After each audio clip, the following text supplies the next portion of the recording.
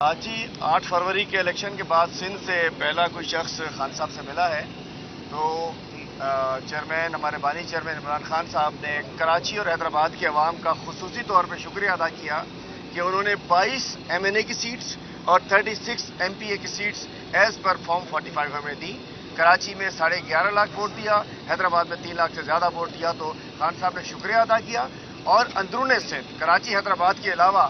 دیگر اضلاع میں انہوں نے کہا ہے کہ چونکہ زرداری مافیا نے ڈاکو راج قائم ہے زرداری کا، تو انہوں نے مینڈیٹ پہ بھی ڈاکہ ڈال دیا۔ جو 15 سال سے سندھ کے وسائل پہ ڈاکہ ڈال رہے تھے، مینڈیٹ پہ جو ڈاکہ ڈلا ہے، انشاءاللہ اگلی دفعہ سندھ کے عوام بھی تیار ہو جائیں۔ انشاءاللہ جو مینڈیٹ کراچی حیدرآباد اور پورے ملک میں ملا ہے، انشاءاللہ اندرون سندھ میں ملے گا۔ اس کے لیے خصوصی احکامات خان صاحب نے دیے ہیں کہ ہم فوری طور پر اپنی تنظیم سازی کو گراس روٹ تک مکمل کریں، اور ہم نے ان کو بتایا کہ انشاءاللہ